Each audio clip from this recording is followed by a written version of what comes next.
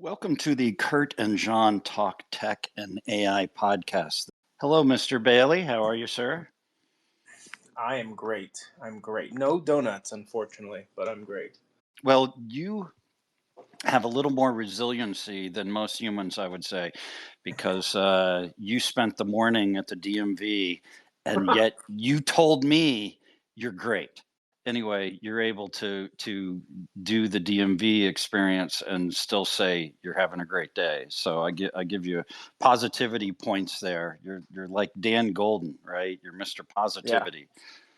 If you tap into positive people, it makes you more positive, I think. And if you tap into negative people, it makes you more negative, I think. It's that whole concept of inputs and outputs.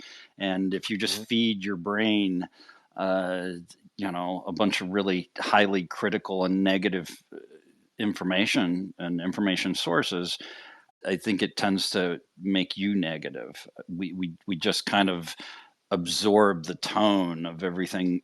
We get to decide what we put in our brains, right? I just noticed that chip maker AMD is going to lay off 1,000 workers, which is, it's interesting because it's very dynamic and disruptive right now, right? There's other companies that there's a lot of job opportunities right now, depending on what you do, obviously. Like we hear about these massive layoffs, and then we hear about all this massive opportunity at the same time. But I did think it was interesting that that's a lot of workers that AMD is laying off, and 1,000 people. yeah, and I love the number where they're like 4%. You're like, oh, 4%. And then you're like 1,000 people. I'm like, wait a second. That's a lot of people. That's a yeah, lot of yeah, people. that's a lot of And what? families. And Yeah. Boeing is getting ready to they just signed an agreement with the union. It was costing them like $50 million a day or some crazy Mm. number. And so it was good to see that they signed an agreement. Boeing's getting ready to do a bunch of layoffs also. Now that they finally got the union agreement in place, they can take care of that. There's kind of an ugly side to disruption. Disruption is a topic we talk about in AI quite frequently, or biz tech, but there's definitely an ugly side to it. And when I see these hardworking Americans losing their jobs, it kind of pulls at my heartstrings because it's going to be really painful for some of them. The only thing I can do is be Mr. Brightside right now and be like, Right. Yeah. pays to have a good backup plan. Unfortunately, I want to be just the kind of the guy to air and it's not like in a hindsight thing. It's more or less like, hey man, this world's unpredictable, and right now, especially if you're in tech, it's not certain. Yeah. There's always going to be this. There's kind of like this. I've noticed, anyways, especially in the let's say the last 5 years, 6 years of this ramp up of everything from supercomputing to AI to large data center markets, and it's there's going to be this push forward. This you bring all the bulldozers out, right? Like I'm watching this Costco go up in my neighborhood, and they have like a military convoy of bulldozers, and they're going to lay the groundwork, and then guess what? Those bulldozers are going to go away. And I just think that sometimes in these job markets in this industry, and I've seen it. I've been in tech since 2007. Like, ooh, if I told you the horror stories of all the layoffs I've seen over the years, but some of them you look at them, I think I've been on the inside, and I'd say, not it's like you had it coming. I don't want to put negative undertone. It's not Right. about that. And Right. I definitely it was, definitely sympathize and empathize even with because I've been in layoffs, so I completely understand. It's more or less like there are some things to look at. There are like at your position level, your role level, whatever you're doing in that company, like are you part of the blade that's moving the snow out of the way? Right. Or are you the blade? Are you the conduct? The guy operating the blade? Right. It's complicated. And so and you see this not just in the tech industry. You see it in labor jobs. You see it in warehousing jobs. You see Hmm. it like sometimes efficiencies come into play in the conversation in the boardroom, and yeah, cuts happen, and it's just like I guess maybe I've been so many battles that I've just learned that I'm like I gotta always have a backup plan. I gotta always have a backup plan, and or something that can bridge me to that next venture if I'm playing in that field of being part of the cog. I hate to say that. I don't want to be negative. I just it's like this reality, and it shouldn't have a dark undertone. I guess it's like everybody has a purpose. And these companies sometimes they massively inflate their job or their role market Right. to get the job done. They're paving the way in innovation. I think I've had some really crazy mentors and inventors around me in tech that have just pretty much been like a you got to break some eggs to make some omelets kind of mentality. It's Well, hardened me. It's hardened me. yeah, no, that's I like the egg metaphor. That's a good way of looking at it because in AI, particularly, a lot of thought leaders are when they're hit with the question of is AI going to replace all our jobs, right? And it's a legitimate fear. They often mention lamplighters, right? Mm-hmm. From Yeah, like what 150 years ago, or pre-electricity. And so when electricity started being kind of the age of Edison, if you will, and electricity became available to consumers and businesses, there were people like, yeah, but it's going to put all the lamplighters out of business, right? They're not going to have a job anymore. But then we think about all of the conveniences and luxuries that we now enjoy, even hmm poor people and folks who do not have a lot of disposable, but we all get to enjoy these conveniences with electricity, right? And yeah, like it would be hard to find somebody who would say, no, we should go back to pre-electricity, put all those lamplighters back to work.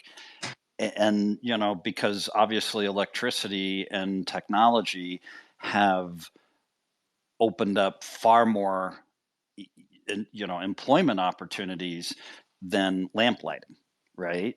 So yeah. it's the idea that yes, we get some disruption here and we push some of these positions away, but at the same time we bring in a lot more opportunities. So the negative is outsized by the positive, is the Right. general Agree. concept, right?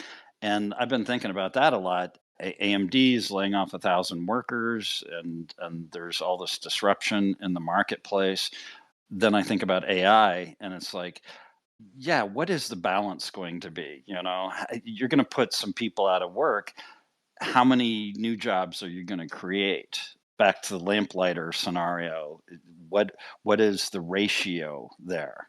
And in the past, the ratio, in my humble opinion, has always been a good one, right? hmm Like hmm like the Luddites were wrong, in my opinion. I'm like, you're a stupid Luddite, like you should embrace technology. I get a little bigoted about it, but nobody has a crystal ball. So I'm really kind of thinking, gosh, what, 10 years, 20 years, 30 years out, what will be that balance? What will be that value ratio that we've gained or not gained from technology like AI? No, absolutely. Great points there. I love the lamplighter reference. I think it's been yeah. I don't even know if people know that reference well enough to understand that those lamplighters like really eliminated those That there was a path-break point in darkness. history where, Yeah, thousands of yeah, people were employed doing this tasks that nobody does 100%. anymore. Yeah. Yeah. Well, and then I think that what maybe doesn't work, and hopefully we learn this, and well, hopefully we have learned this, and if not, continue to learn. But it's also a big call, and I've seen this word a lot in the last few years of cultural shifts and paradigms of what like employees expect versus from their executives, from their managers, from their leadership teams, which is transparency, right? Like I think that if that is the honor, the call, the roll up, the call to duty is that's what you are doing in this time, right? At some point, one of those lamplighters had to eventually get to a point of, hey guys, like this could change someday. Like you think that we're gonna, I'm gonna hand this job down to my son and my son's sons and my son's sons, and we're gonna live in Right. lamp darkness for the next 400 years. Like I don't know if that was the mentality around then. They only know what they know, limited knowledge. However, hopefully we've learned that from the fallout of those of that time that we could have gotten ahead of it a little bit, could have said, hey, this is your role, but we are working on this new technology, and maybe even tell people, hey, in this time, this technology is due to roll out 1 to 2 years, it's in prototype, and get or that this information is happening, you're just obviously not paying attention. There's also that, right? Yeah. Like there's a lot of news out there. You could, if you were in a specialized field, you're a lamplighter, and say like back then they had a Google and Yahoo News, right? if you were subscribed to it rather than thinking it was spam, and you were reading and you rolled all the way down to the little ball section at the bottom that said lamplighter section, and you learned that technology was starting to create a light bulb, you might have been like, whoa, whoa, like either I'm Right. going to stay in this lamp lighting business, I'm just going to roll with the evolution of it and keep my knowledge up to date and keep going, or I'm not going to pay attention to this because I like the comics. There's something to say about that. Hopefully, yes, there's responsibility on the business side to give some more transparent communication. I think about more so less the reasons of layoffs, maybe some future strategies ahead. Give people a little time to prepare. But as well, I think that there's also sometimes the writing on the wall, and maybe people aren't like, I guess they get stuck in the comfort zone. Is that what I'm rolling into? This Hmm. is a comfort zone. Like you're gonna this job's gonna last me the next 20 years. I think long is gone Yeah. of a lot of professions where you could sit back and I admire like my stepdad, for example, 25 years mechanic and still going. It's like, dude, you've been turning wrenches for 25 years. That's insane. I think there's a lot of people these days that don't have that grit anymore, that aren't doing that. And but they're also the same people that right now would be very upset that they just got laid off on this job that Right. probably have longevity. It's like there's so many double-edged swords here. It's interesting. It's interesting. Yeah. It's like, Maybe AI can start helping us predict that, give us a little bit of roadmap. Well, based on what we know, you know, this job you're in, like, you just type it in. Hey, I'm in this current role, da da da, with this company. What is the odds that this will still be around in 10 years? And see where that evolution is going. Start using this technology and these resources and this data to kind of form a better understanding of what maybe you might want to start making for a future strategy for yourself. I think that'd be a really cool yeah. way to use Well, it. I've started to give a little structure to our episodes here. I've started just kind of making a list of talking points. Just keep it Right. not overly scripted or anything. And Mhm. one of the talking points on my list today is continuous learning. I understand that you just want to come home and kick your shoes off and watch Netflix and have a pizza delivered. I get it, right? That's a beautiful thing. Mhm. Yeah. But continuous learning is just kind of the reality of where we're getting, particularly with new biz tech and with AI. I don't know about you, but I find AI to be extremely complicated. And like, I did the dot com and saw the internet come, and we went from dial up to broadband, and then social media emerged, and I always felt like I kind of understood it, right? Like Sure. I could see the big picture.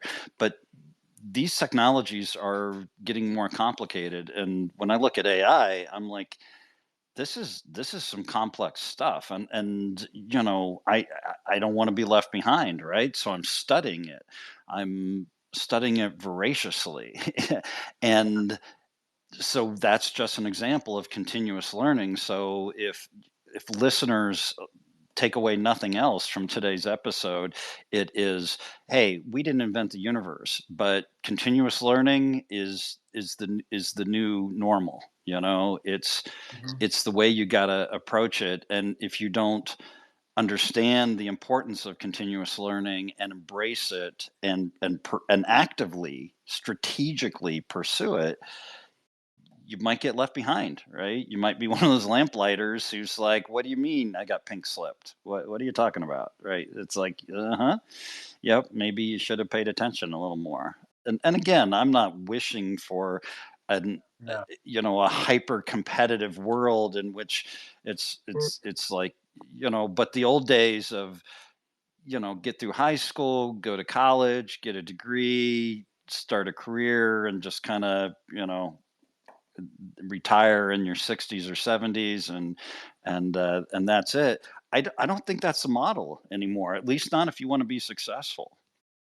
It's not if you want to be successful. Not as much. I mean, it can be. I guess know where you are. Know where you are, and like being realistic with who you are and where you are in your journey. That's going to be hugely important. I love that you're touching on continuous learning. I think it's extremely huge, and it's always been. I'm an avid reader. I've always enjoyed both the on job skill learnings and experience route, but as well as diving into books anywhere from old to latest bestsellers, and getting new perspectives, new learns, new habits. But it was always to elevate my game because I knew that if I slowed down, I wouldn't be able to catch up later. It's complicated, and you're right about the AI thing. Like, look, I since our call last week did a deep dive into understanding how to fine tune a model, and my head hurts right now because Yeah. because now I'm in the OpenAI API access. I'm doing JSON files. I'm now into coding, which I was trying to get to a place where maybe I wasn't getting in far. And yes, AI is definitely helping with writing that coding out and me better understanding it. And think young version of myself for doing a dive into HTML and at least understanding Right. some substance of code. But this is intense work, and I realized I'm like, I can't hack this. I have to watch a video. I have to read the manual. I have to go through the step by step. I cannot skip a beat here because I'm getting into the refinement of it. It's I had to take a break. I haven't touched it in like a day and a half because I was like, I gotta rinse my brain of everything I Right. just learned. And I think that's where people resist. That's where people stop. It's like working out, right? You go to the gym for the first time in a month, and you get those endorphins pumping. You're great. You have a great workout. You lift everything in the gym. You walk out all just chest puffed, and you're feeling great. Eat protein all that day. You're just doing great. And the next day, your body feels like you got you know thrown into a go kart, a shifter cart, and had to run Monaco race out there, and it sets you back. Most people I've seen, it sets them back, right? There's some of us that will continue in that hunt, and I know both sides of it. I know both sides. When I first started my health journey and how painful it was, to just do something new. That's what it is. You're just doing something new. You're changing the algorithm, and continuous learning is going to be super important. And I think that we Yeah. have the best skill right now, which is AI. Like, it's not like my day. I'm the guy was guilty as charged, as 10 cents a page in the library printing out reference books because I Right. couldn't check them out. Like, you don't have, yeah, I can query this now. I can get to the point faster. I don't have to read a whole book to get maybe one simple ideology. Like, I have kids, right? And my kids, for the longest time, I have a 21-year-old. So I know there's a version of myself 10 years ago that was like, you have the internet. I didn't have the internet. Right. You have the internet. And you can just Google anything. Well, now it's like, you have AI.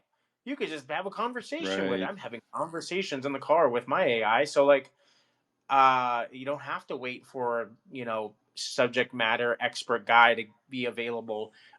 You could get there faster, and then maybe bring your more deeper questions to them. I think there's something about that for sure. So there's something about getting left in the dust. There's something about being part of that. And this is what it came to me when you were talking was, this is human, right? Resilience, adaptability. These are the traits that really define who we've been through our evolution. We come up against circumstances, we come up against a Right. change, and if you don't jump in and just find your way, you most times don't. I'd be the same guy that just didn't make it the Oregon Trail because he Right. gave up for a day. Like, like, Yeah. like if he gave up for a day and he lost his oxen and he couldn't pull his load anymore, and then he just ended up dying out there in the middle of the desert. It was like, I have a hard time feeling bad about that guy because he probably could have kept going. Yeah. Like, It, it's and it's a hard it's like it's that. a hard world. It is harsh, and but I used to go around saying I didn't invent gravity. Like, I'm not the bad guy just because I'm Hey, that's heavy. giving you this reality. There you go. But bada bing. So I mean, I'm a fan, and I'm not saying everyone is, but I'm a fan of capitalism and business competition. I love competition. I love competitive markets where companies duke it out, and because society and consumers always seem to benefit from that, right? And I know there's problems and regulation, and how much do we regulate these guys, and what's permissible, and it's very difficult for us to agree on those things as a Mm. society, right? So competition is a good thing. But anyway, back to continuous learning. So folks, I'm sorry if you are not down with continuous learning. You're like, look, I got my degree 20 years ago. I don't give a crap. I'm just, I just want to go home and watch Netflix. I get it. But if you're not dedicating a certain amount of time like I had a young technical writer on LinkedIn hit me up the other day, and they were very nice and professional and complimentary, and said, "Look, I love your stuff, and it's really teaching me a lot as a junior player. And I'm trying to make more money. I'm trying to push my career forward." My first response to them was continuous learning. Just if you're not if you don't have two or three of your favorite podcasts about technical writing or AI or marketing or sales or whatever your thing is, right? Where do you make your money? Where do you plug in? Okay. If you're not tuned into the thought leaders in those areas who are saying smart things and sharing it often for free, right? Then you're yeah. What'd you say? The Oregon Trail. You're gonna die on the trail, peeps. And I'm Yeah, sorry, but I didn't invent gravity. So yeah, yeah. but it's a competitive world, and you got to put some effort into keeping up, right? You definitely have to strive. If you don't try, if you just expect, oh, they're just going to offer me a raise, or I'm going to get new clients, it's just going to kind of happen naturally. I don't think we live in that kind of world anymore, and you have to be very strategic. You have to plan this stuff, right? You have to sit down and say, okay, there's this thing called AI, and I don't want to be in the unemployment line, so perhaps, I mean, maybe the research is simply defining, should I learn about AI, right? Not even learning about AI, but first getting and gathering enough information to say, what is the impact of this going to be on my career and my field, right? And but if you get past that and you say, yes, I need to learn this, maybe it's every Saturday morning from 7 to 10 a.m. before you take the kids to soccer practice. You say, I'm going to listen to a really smart podcast, and I'm going to read a couple articles, and I'm going to find a research study. Again, continuous learning, right? If you don't have a plan, and beyond that, if you don't execute on that plan, I don't think you have a bright future, quite honestly. And again, I hate to say that, because we didn't invent gravity. Back to competition. Capitalist competition is a good thing, in my humble opinion. So, welcome to the zoo. It just kind of gets me when, in the modern age, people complain about certain things, and I'm like, I just, like, the cruel part of me wants to toss them back 250, maybe 350 years in the past, right? Just take them back to the past. And it's like, okay, if you can't get those potatoes to grow, you're going to starve to death. And you see your kids over there, they're going to starve to death too, because you can't grow potatoes. So you better learn how to grow freaking potatoes. I mean, it's you're speaking my love language here. It's I don't want to go so, because people have different varying feelings about Darwinism and the survival of the fittest, and it's got us here. There's some merit and some Exactly. truth to it. Exactly. You wouldn't be here. I think we hear the stories of our elders, of the ones that struggled, the ones that stood in the snow and waited for the bus that was 14 miles away. It's like, no, they faced that with conviction, Right. marched up the hill, marched into battle, marched into unknown territory, and kept going. It's interesting said that like it's kind of like back to the lamp. You gotta light the darkness. You gotta light the area that's not moving forward. And if you're not lighting it, you're not doing something to illuminate the path forward. Then yeah, you're gonna find yourself in that complaining area. I have to bite my tongue almost every day on. I'm trying to be more involved in LinkedIn. I'm trying to comment and compare and contribute. And I recognize that a lot of my contributions have to come from this neutral place. Otherwise, I'm gonna get lynch mobbed, because there's just so many bleeding heart people on there. I'm not saying liberals, and I'm not saying that. I'm like literally just people that are just so ready to pounce on you the moment you say something that's like even remotely triggering. I'm like, are we professionals? Like, didn't we go like all kind of like sign up for this platform because we said that we're going to kind of like treat it like we would I don't know, maybe like a networking party for professional. Like, Right. you don't have to wear a tie in your profile photo, but I think that there's some kind of like, say, tact and openness to the idea that we're all here to grow and we're all here to embrace and learn. But when it's you're getting attacked because you're making a subjective or objective viewpoint about something, and you're not really calling them out, you're not really saying anything other than, hey, I don't think this works. And then you rally 43,000 likes and views, and it's like, wow, you just enrolled a bunch of people into your narrative of complaining and victimhood. I did repost something yesterday, and it triggered me at first because I just sat and read this post, and I You said, triggered man, you're just, yourself. You're self-triggering. That's well, because I'm like, this person's just complaining, and then you go in this weird place of comparison where I'm like, how does this guy have 40,000 views and I just sat here and listened to it. I just read a complaint statement because it's really like I'm specialized in my field. I have all the accreditation. I've worked my butt off, and now my what I thought was a good path ahead is a little bit cloudy because there's new technology and oh, innovation on the horizon. oh. And I'm like, wait a second, but you're in technology. When did you think it was going to stay the same? I don't The understand. whole Like, point is that it changes because I get bored easily. So stuff yeah, doesn't change. I'm out. and Right. I'll go sell real estate or some crap. Like 100%. And then I like that you brought competition because I think there's a difference between comparison and competition. I think competition is, it's healthy rivalry, it's collaborative growth, it challenges us to get to that next level. yeah. And I think all fair is love and war on that one, right? It's competition. Comparison is the nasty one. It's the one where you look at somebody else and you go like, do I have to be like them to do this? Do I need to be like the young guys coming in and they're using AI and all these new tools in order for me to get my next client? Yeah, well, maybe you do. I don't know. It depends. Who's your client? Exactly. What's your business structure? Who are you? Right? Like, I think it's like it starts with you. And I like what you're saying is like this is your journey, right? It's your path. It's what you see for yourself. You don't have Right. a this is work. I encourage any single person to ever listen to this and think they need to find their vision because I just ruffled their feathers a little bit and they realize they don't really have a plan. Let's talk because it means you don't. It means you don't. Like really, it means that you just are used to your Starbucks tomorrow You morning and your get up and Mondays you suck and Fridays are great. I thought I had a plan and you revealed the fact that I do not have a plan and I hate you. I hate And I hate you for it.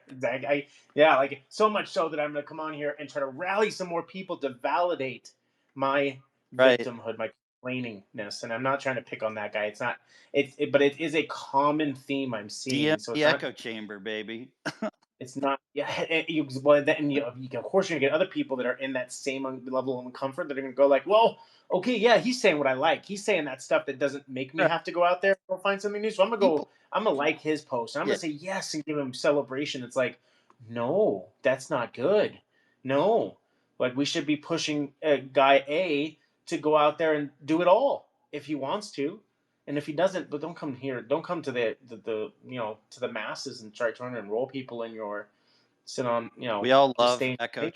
chambers, man. Like Yeah. I just when I think of social media, I think of echo chambers and just like it and it's the opposite of what are we talking about? Continuous learning, right? But it's not continuous learning. It's like, all right, here's how I feel about this, here's how I feel about that.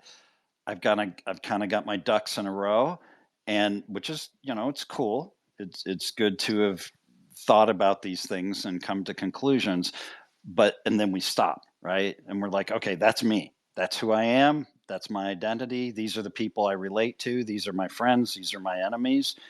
And we refuse to engage in that continuous learning because part of that is kind of having an open attitude, right? Like Hmm. they're like I think it's happening with nuclear power and AI right now, where there are a lot of Americans who were kind of anti-nuclear power, right? And I get it, but who, if you kind of open your mind and educate yourself and get some information, and AI can help you do that, right? We've talked in the past about how the Niagara Falls of information overload can become digestible if you are creative in your use of AI tools for summarization, right?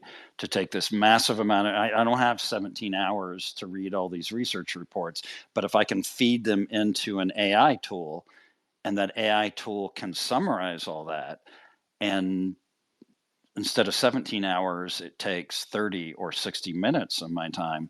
Well, damn, that's powerful, right? Yeah. If you're able Yeah. to get to the same conclusion, if you're able to achieve the goal in 1 hour instead of 17 hours, that's a game changer, right? Uh, Huge. Particularly for people like you and I, who, if we're solopreneurs, if we're small companies, but I'm not a vice president at Google. I don't have a $300 billion organization behind me. So efficient, and not that efficiency is not important for the Googles of the world, right? It's extremely important. It's scale, Oh, yeah. sure, but it allows people like you and I, this technology, to do more with less if we're Yeah. creative and if we embrace continuous learning. But I don't know about you, but I mean, you're active on social media. I'm active on social media. Have I find this is particularly true demographically? It's interesting. British men in their 50s and 60s love to criticize my embrace of AI. And Mm. and one of their, I don't know if you've noticed, but one of the most common criticisms is, I bet you wrote the article with AI. Like, Yeah. it's like, well, what if I did? Oh, what a What if stab. I did? Oh, no. Well, what if that is how I did it? Because the product is the product at the end of the day, right? At the end Yeah. of the assembly line, if I watch a great Clint Eastwood movie and you look at me at the end of it and say, "Guess what? That was completely generated by AI." It was still a good movie. Have you Uh, run into some of this negativity, this anti-AI sentiment on LinkedIn or X? Luckily, I haven't. I think that probably most people in my circle aren't. I guess not too fearful of it, or maybe they're just quiet and they're not really because maybe I might have common knowledge about me, which is that I'm going to confront whatever might come up. Because like if, for example, the guys, the 50, 60-year-old UK guys that are controversially saying stuff like that. One of my biggest I think thing is always to meet people where they might understand it, and I would probably ask them, hey. Totally understand. Can you do me a favor and just provide for me the three top influential people that you follow today in your field? And if they mention any influencer that's at quasi level, I'd say I guarantee you that they have writers. I guarantee you they don't write their own things. I guarantee you they write a napkin sketch idea Right, right. and hand it off to a content team. Yep. I'm still behind the wheel. Yeah, maybe I'm leveraging AI. Maybe I have a voice and a message to get across, and I'm using tools in order for me to get that voice out. Not only in a mess, like if I did it myself and I had to rush to get as much of this voice out, it could look messy, right? I'd be skipping corners and drinking coffee at 3 a.m. trying to push through that article, and it would probably maybe wouldn't hit well. So it's like, hey, like it's not really about that. It's about the fact that you're doing something they want to do. They're doing something that maybe they would like to do. Like I find I want more haters like that. To be honest with you, I wish there was more that was challenging me at that This level is because it'd kind be of a great. badge of honor, I should. Yeah, you're doing it. Yeah, you've hit it. And I think what is it? The early 2000s taught us that haters are good. Pop and R&B and said the haters are good. And to this day, I was like, yeah, I got to get me some of those haters because I don't have enough of them. I'm not putting myself out there Like enough because like P.T. you know, Barnum, right? Even yeah. to paraphrase, even bad press is good press. Like, I get it at the same time though. There's not a lot of people go out there go like hating Mike Tyson to his face. Why? Because he'd knock him out. So it's kind of like that. Though I think that probably people don't like to hate on me in front of my face because we're gonna go rounds. It's not easy. It's not easy to hate on somebody that's equipped with knowledge and the ability to make sure that that introspection and that reflection comes back 360 before we have a real conversation of whether or not I'm going to acknowledge your feedback. And I'm going to acknowledge it anyways. Totally makes sense. It's whatever you say is what you say. Cool. Like I thank you for your feedback. 100%. I'll sift through all of that ego and I'll find something maybe for me. Thank you. Most of that's for you, right? Like if I yeah. voice record it, I'm going to send it to you in an email right after we get done talking. Say, have fun, you know, because most of that stuff is like you said, an echo chamber. We're actually really good at echo chambers because most Oh times yeah. we're just trying to make ourselves. Most time we're just trying to, when we go on a rant to somebody, it's actually about me. If I'm if I'm burned at somebody and I want to just like be heard, there's a little person inside of me that's actually just saying all that stuff to myself. It's turn that mirror right back on myself. And what am I really saying? Who am I really being? And that's what I see in that when, especially when people. I wrote an article a year ago on my website. It's the difference between I versus we.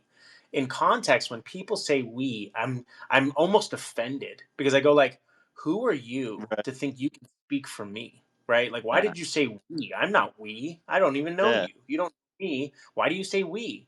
And I've also been in powerful rooms of emotional intelligence where we change our language every time we say we. If I'm listening to somebody share and they say we, I go, I. It's I. Say it with I every time. Yeah. Any story you tell me, say I. Because you don't speak for everybody else. You're really just speaking about you.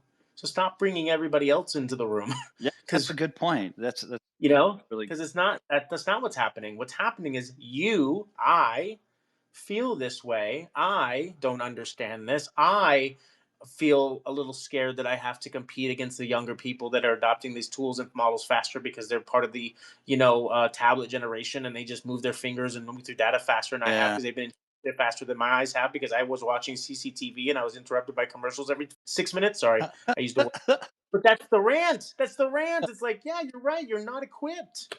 But it's don't say we. It's I. I am not meeting the mark that I'd like to meet in that, and I'm scared. I like the point I'm in you're trouble. bringing up because I think people are afraid to approach the situation, the discussion with an I, right? Because then all the attention is on them, and they want to dilute that. I think that's Oh yeah. why psychologically they're dropping the we instead of the I, because they want to dilute the responsibility, they want to dilute the focus, and back to echo chambers, right? Like they want to kind of create a little temporary echo chamber to insulate themselves. And so, you're bringing up a very interesting psychological dynamic that shows up in the boardroom, shows up in the conference room, Oh, shows up all it's a over. favorite place.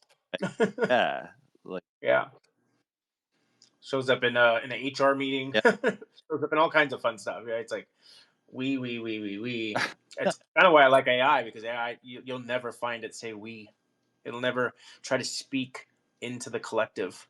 There's no collective for it. It's completely unbiased at that level, right? So it'll give you straight yeah, factual information or at least data information based on what I know, but it'll never go, well, if I ask her like, hey, what's a contingency plan for, my life? It might be like, well, we humans tend to really, no, it's like, it's not going to do that. There's no story, right? It's going to be like, well, a contingency plan is, it's going to give me what I need to know about it and no fluff and no story and no excuses and no, reverse and, reflections or introspections. It's just, here's the facts. And so and people could benefit so much from storytelling if they came from that place. And I have to proofread my own stuff. There's so many times where that's why I say when people think that it's like AI wrote your article, it's like, well, AI gave me a lot of word count in a short amount of time, yes, but I got to go back and I got to change the we's and I got to change the they's and I got to change, because that's not my narrative. Contingency planning is what we call it in the project world, right? We'll factor in some level of if the plan goes to crap, if something happens and changes, we have a pivot point or we know what we're going to do with resources and time so we don't botch the project. right, It's in it. It's in project. It's in restaurants. It's called waste. In membership-based services, it's called churn. We have a word for it. In life, we should have churn. In life, there should be a contingency plan. There should be better have a plan, some kind of contingency, right? And it's not the grab your go bag and hit the road with your bill, which is a thing, right? It's that you at least have a couple steps in front of what happens in when something happens like that, when uncertainties get faced. Like the first reaction, breathe, right? That's mine. Breathe. right. Take it in. What do I know? What don't I know? Okay, an assessment. Good. Got it. Next, Well, right? don't panic, right? Like Don't panic. the Brits got it right in World War II. Like you just don't panic because panic never helps anything. Just, No, you'll react. yeah, You'll react. out. Yeah. Just yeah, take that breath and assess the situation. It's when we panic that things go south, right? We make bad decisions when we panic. It's just plain and simple. Good people do bad things when they panic. They do. Yeah, and so I think even in this, and maybe and maybe there's more story to these layoffs too. Like, is there strategic realignment going on? Is the layoff from one role and position because they're diluting maybe a sector of their business, but they are reappropriating some of those people, and it's just kind of like the doom and gloom before maybe there's something else going on here. I don't know. Like I think there's more to look at, because I hope that some of those people are getting reappropriated into some other sector, or Right. they get by another company that maybe is a little bit further back and needs the help to get them to that next level, right? Like we're going to be playing leapfrog sometimes. So I don't know. I think if you know the landscape and you're paying attention, I think that this 4%, this 1,000 people, it could be, half could be mitigated just by having a really good plan. Well, and it comes down to a theme that you have preached many times in the past, and that's intent. Mm. And Hmm. if you're a company with 80,000 employees globally and your intent doesn't care about those employees, well, that's going to show, right? That's going to come out and as evidence by your behavior, right? And so that's one thing that kind of frustrates me about the whole AI controversy is that companies are going to use it to do evil things and just try to furlough employees and massive layoffs, and it's like, but good and bad companies have always existed. So, okay, so they've got a new, more efficient tool called AI now. But if you're a bad company and you have bad intent, then bad intent is bad intent. You just have a more efficient tool at this point. It's a bell curve, and the people at the bottom of the curve, the companies at the bottom of the curve, well, of course they're not going to do good things. By definition, they're not good players. Yeah. You know, Yeah. so just like stop freaking out, people, and stop acting as if the bottom 5 to 15% are 100%. They're not 100%. Okay, it's a bell curve. You really need to have this mental model of a bell curve, and you got the people at the top of the curve, you got the people at the bottom of the curve, and bad guys are going to do bad stuff every day. Every day, right now, bad guys doing bad stuff. Right? Sorry to freak you out, listeners, but that's just kind of the way it goes.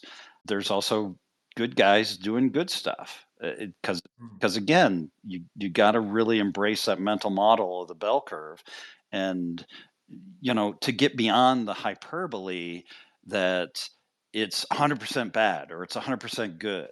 Like I try to pride myself as a moderate. I've even written about this, and I think maybe you have too, that there are I call them the doomers and the fanboys, Hmm. right? And the doomers are like, oh, it's Skynet, it's red-eyed robots, it's they're going to drop the nukes, it's going to be ugly, and if we let it get out of control. And then there's the utopian fanboys who are like, oh, you're going to be sitting on a beach with 1,000 AI agents doing your work for you, and you're going to be sipping on a pina colada. I think both of those scenarios are wrong, quite honestly, and because Sounds nice. it always ends up much more boring than that, right? It's somewhere in the Oh, middle. yeah. Yeah. And it's going to be somewhere in the middle, but there's going to be people in the unemployment line, and there's going to be people who are buying their third car, and so what's going to differentiate, right? And back to continuous learning. I didn't realize today's episode was going to be all about continuous learning, but I'm not sad to see that happen because, yeah, if you take nothing else away from this episode, you got to continuously learn. And if you don't, I'm sorry, but we didn't invent gravity. Even the AIs that we speak of are continuously learning. These are learning language models. They are trained to with data sets that we are providing, and as we get information, we share information, and so it's really keeping up in pace and allowing us to tap into a level of computing and processing power that we just sometimes can't get there on our own right now.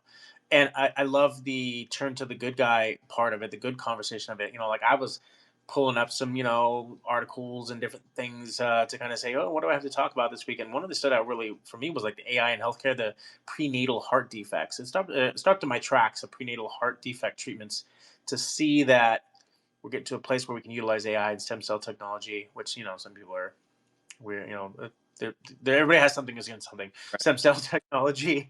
But as we understand the human body and what we can do to at least in preventative medicine, I thought this was great, because then I saw that alarming stat from that article in the New York Times. It was in California University, said that 100, what was it, I'm trying to find the numbers here real quick while I was looking.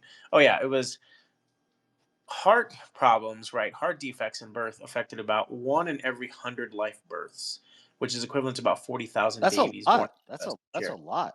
And Yeah, and it was weird actually, because this kind of tracks with that. I've had more people I've met kind of in my journey, including very powerful people that have expressed that at a young age they had a heart defect in some way, a murmur, mhm. a valve, something, whatever. And it's like, I mean, I had a best friend I grew up with all through high school that he grew up with like a hole in his heart, for the Wow. longest time. Wow. And it's like, if we can use AI and stem cell research to get ahead of that before even birth, like, Right. wait, oh, it's so bad. This is terrible. What AI is doing. Like, what? No, it's a tool, and it's a thing that we can leverage. Yeah. That's a little bit smarter than us. That's a little bit ahead of us. That can see things that we can't see, and it's not exactly the bad things like Skynet. It's, what I mean, it's Well, I think it's an extreme argument. I know we're getting a bit philosophical here, but it's real easy to just jump into the red zone and say, "Oh my God, a red-eyed robot's going to replace me." Right? I'm going to be pink slipped and not have a job anymore and become destitute. And okay, that's one way of looking at it. But the other way is to think of it as a supplement, right? And I like the analogy of just another tool in the toolbox. Mhm. Like you got tools, right? You got your car, you got your internet connection, right? You got tools, not just hammers and screwdrivers, but we have a variety as modern humans. We have a variety of tools, right? So AI is really just another tool.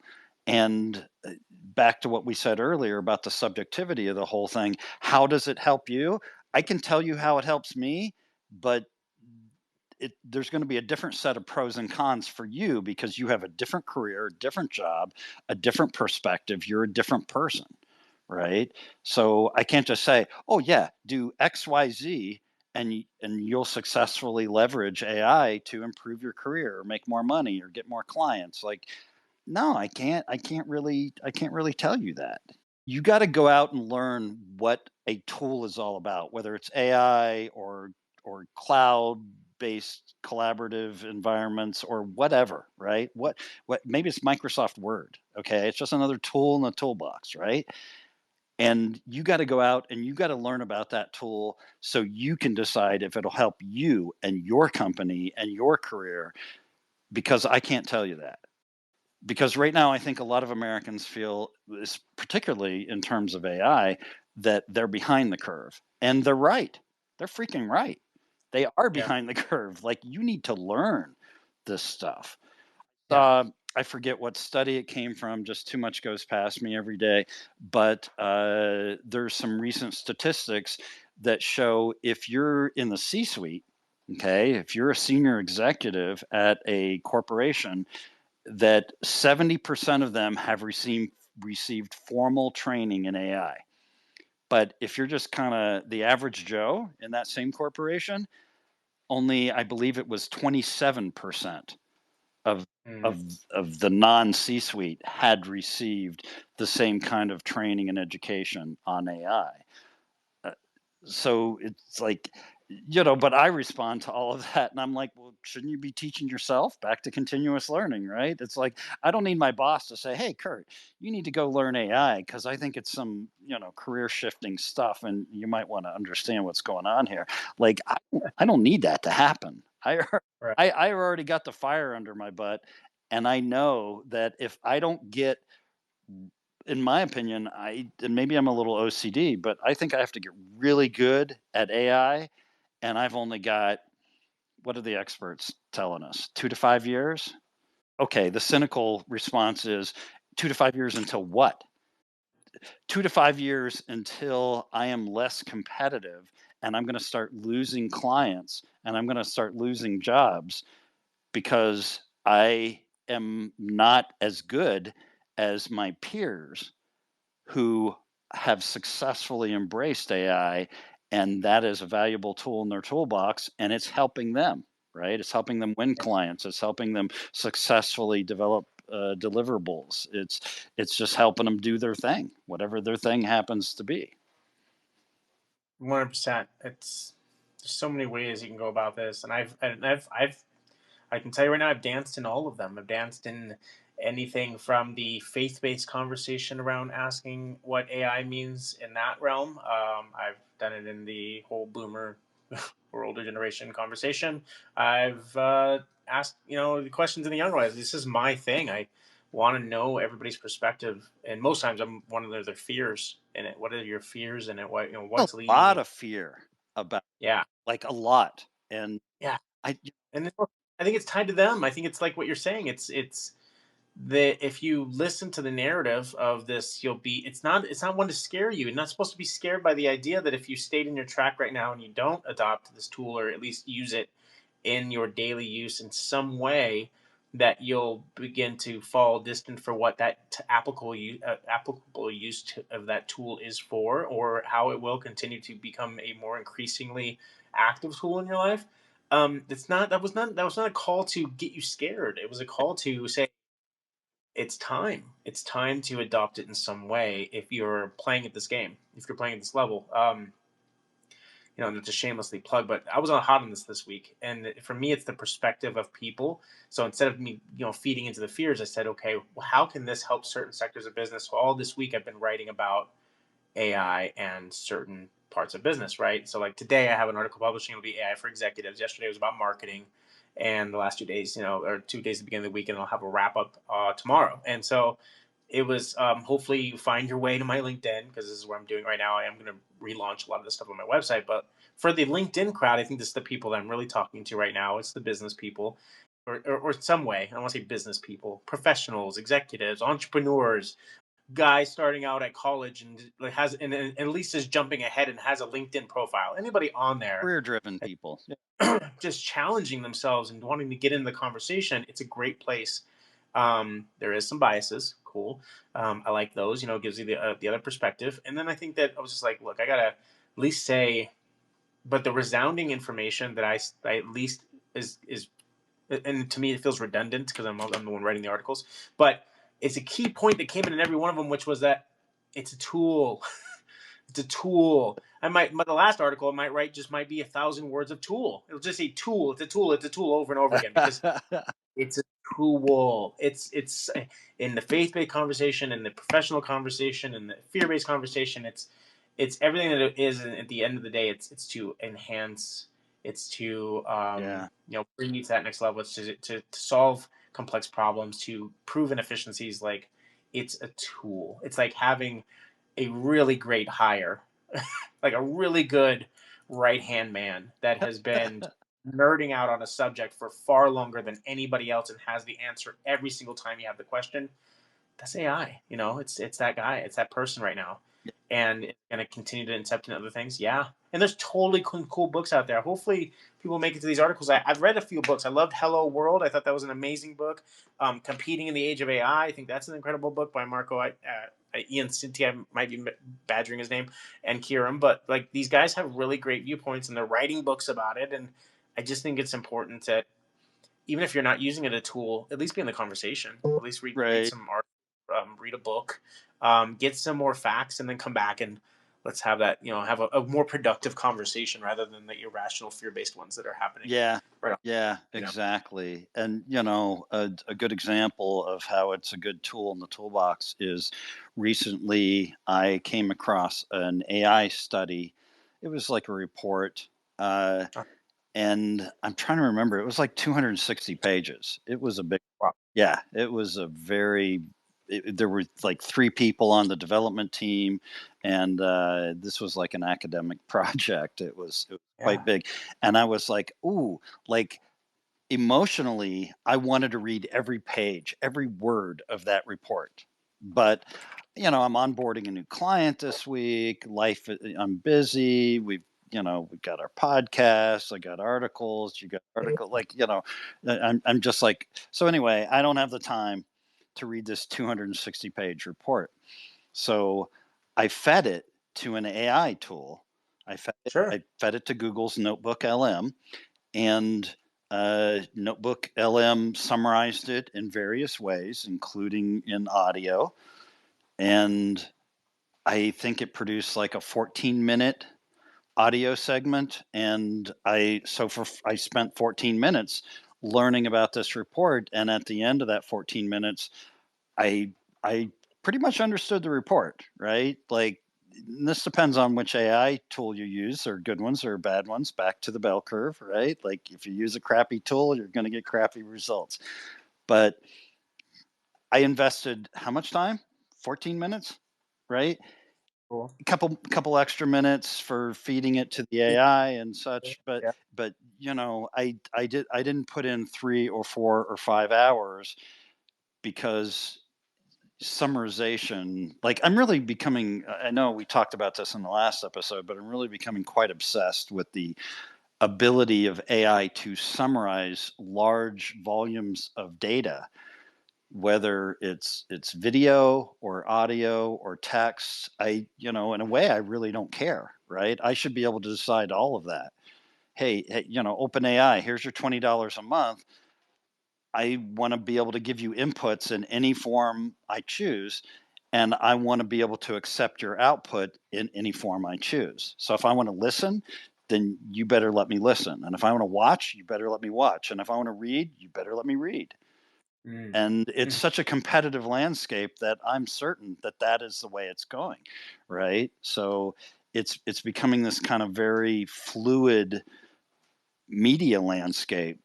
The user chooses in their scenario, and it's not like the old days of, oh, the Atlantic published a new article. It's a text article. It's got some sexy photos. Here you go, right? It's We're becoming a lot more fluid and a lot more dynamic in the way we both create and consume information. Yeah. But anyway, I just wanted to share with listeners that, yeah, because I saw this report and I'm like, oh, I was so excited. And then I saw that it was more than And then 200 you figure pages. you And have I'm to do the like, whole weekend for yeah, it. I don't have the time. God, I want to do this, but I don't have the time. And I was like, wait a second. I have a tool called Yeah. NotebookLM that Yeah. might be able to, back to what you were saying about AI being a tool in the toolbox and being a supplement and being a helper, and you shouldn't be scared of it. But humans have always been running after efficiency, whether it's how much corn we can grow on a single acre of land, or how fast we can make a car go, which I realize gets silly at certain levels.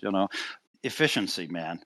And I love the efficiency that AI gives me in my life, because it lets me do stuff that without this tool, I just couldn't do it, right?